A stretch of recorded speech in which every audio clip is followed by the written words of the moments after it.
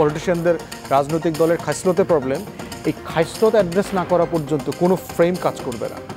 আর এত শিক্ষার পরেও, এত কেওয়াসের পরেও যদি জাতি আকারে আমরা এতটুকু ম্যাচুরিটি দেখাইতে না পারি, তাহলে সেটা আমাদের জন্য খুব দুঃখজনক হবে আর কি। ইভেন নির্বাচন কমিশনটাও আপনি যদি একটা স্ট্রাকচার করে দেন, এভাবে করবেন, এটার মধ্যে সে ম্যানিপুলেট করার চেষ্টা করবে যদি এটা ঠিক না হয়।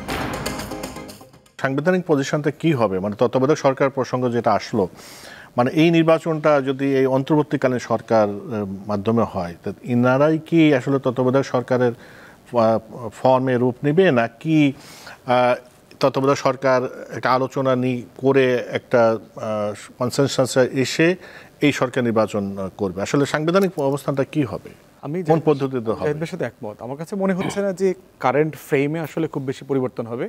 সর্বোচ্চ নির্বাচন কমিশনে পরিবর্তন হতে পারে, এছাড়া রাষ্ট্রের ইলেকটোরাল টোটাল কাঠামো পরিবর্তন হবে, অথবা এটা করা আদৌ উচিত কিনা আমাদের এটা আমি বিশ্বাস করি না আর কি। তো এই প্রফেসর ইউনূসের অধীনে নির্বাচন হবে যদি উনি রিজাইন করে চলে না যান, এরকম কোনো অনভিপ্রেত ঘটনা না ঘটে আর কি। আর দ্বিতীয়ত হচ্ছে যে এই সরকারটা কেমন সরকার ছিল, এটার একটা কাঠামো পরবর্তী পার্লামেন্ট জাস্টিফিকেশন দিতে হবে। আর এটা ওইটা না, কাপড় ধোয়ার একটাই সলিউশন, চাকা অনেক রাটিফিকেশন করতে হবে, এবং সেই পার্লামেন্টে, এবং আমি বিশ্বাস জুলাই সনদেও এই আলাপটা আসবে, নির্বাচনকালীন সরকারের ফরম্যাটের ব্যাপারে যেন নেক্সট পার্লামেন্ট একটা কনসেনসাস বেস সিদ্ধান্তে আসে। এটা জুলাই সনদে আমাদের পক্ষ থেকে প্রস্তাব করা হয়েছে। আমি পার্টিকুলারলি নির্বাচিত সরকারের অধীনেই নির্বাচনটা হোক এইরকম একটা ফরম্যাটের একমত দেখতে চাই, কারণ কেয়ারটেকার প্রভিশনটা ফাংশন করলো না। তো আমরা যে চাইলাম যে নির্বাচিত সরকারের কাছ থেকে ক্ষমতাটা দিয়ে অন্য কোনো ফ্রেমে দিয়ে অমুক চমুক অমুক সংগঠন অমুক কনস্টিটিউশনাল বডি থেকে লোক এনে করব, আমার কাছে মনে হয়েছে প্রবলেম যেহেতু আমাদের খাসলতের প্রবলেম, পলিটিশিয়ানদের রাজনৈতিক দলের খাসলতে প্রবলেম, এই খাসলত অ্যাড্রেস না করা পর্যন্ত কোনো ফ্রেম কাজ করবে না। আপনি ওই যে কি একটা কাউন্সিল বলা হয়েছে না, যে 18-19 জন থাকবে না 9-10 জন থাকবে, অমুক তমুক সমুক টমুক আইনা, তখন যেটা হবে, আমরা যেভাবে বিচার বিভাগকে কলুষিত করেছি, রাষ্ট্রের প্রত্যেকটা কনস্টিটিউশনাল বডিকে ঠিক একইভাবে পলিউটেড করা হবে, এবং এটা ফাংশনাল হবে না। বরং দুনিয়ার বিভিন্ন মডেলে ইলেকশন কমিশনকে কিভাবে পুনর্গঠন করা যায় এইটার ফ্রেম নিয়ে সিরিয়াসলি কাজ করা দরকার।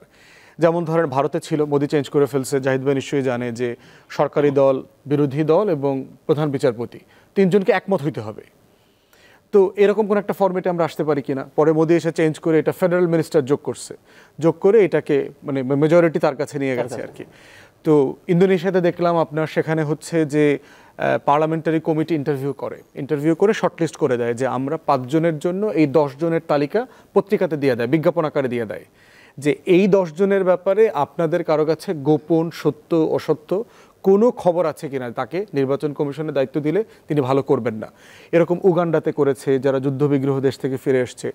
এই রকম 10টা-20টা মডেল অ্যাসেস করা দরকার আমাদের, করে নির্বাচিত সরকারের অধীনেই ইলেকটোরাল ইন্ডিপেন্ডেন্স কিভাবে ক্রিয়েট করা যায় ওই কমিশনের, সেই জায়গাতে যদি আমরা কাজ করতে না পারি, অন্য কোনো ফর্ম আসলে এটা ওয়ার্ক করবে না।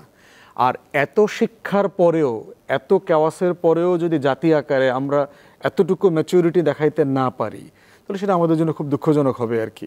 এই জন্য আমি নীতিগতভাবে চাই না যে আরেকটা 90 দিনের জন্য একটা সরকার গঠিত হোক, রাদার দেন নির্বাচনটাকে নির্বাচিত নির্বাচন কমিশনের কাছে কিভাবে আইনের কাঠামো এবং টোটাল অ্যাডমিনিস্ট্রেটিভ অথরিটি দিয়ে দেওয়া যায়, এরকম একটা ফরম্যাট আমাদের খুঁজে বের করতে হবে।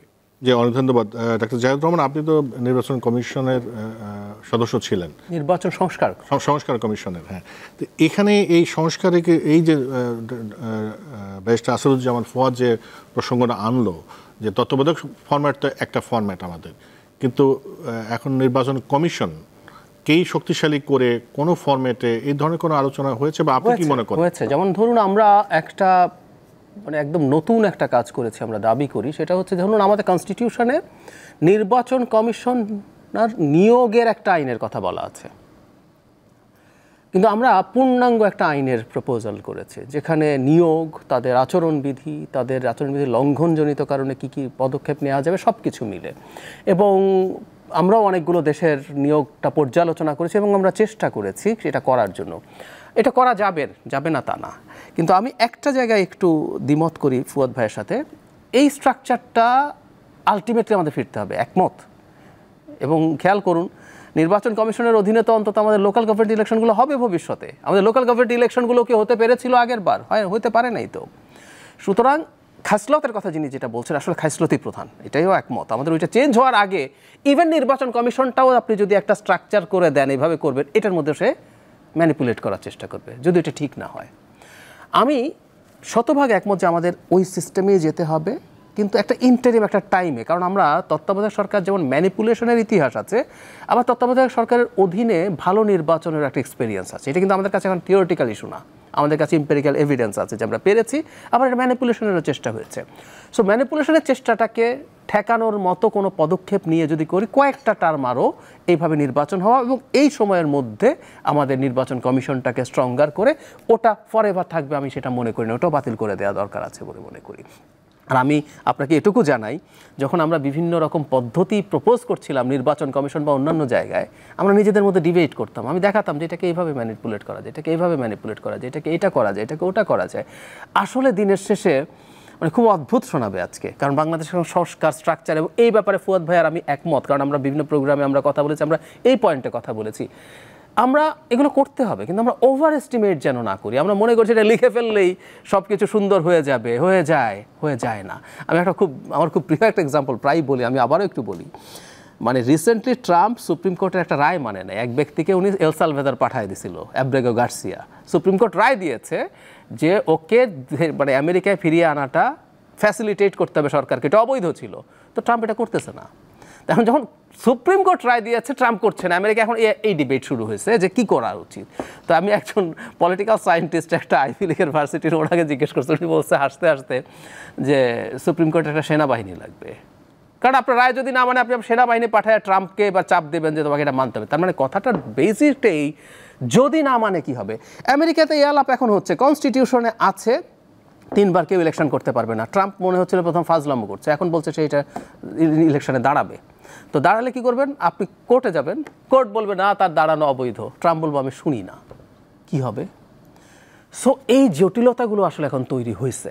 এই জন্য দিনের শেষে আসলে আমাদেরকে জনগণকে সচেতন করা, জনগণকে চাপ তৈরি করা, এবং যারা পলিটিক্স করছেন তারাও নিজে পাল্টাবেন আমি সবসময় মনে করি না। জনগণের মধ্যে যদি ওই চাহিদা তৈরি হয়, তাদেরকে আসলে ডেমোক্রেটিকলি অ্যাক্ট করতে হবে, এই জিনিসগুলো সেফগার্ড করতে হবে।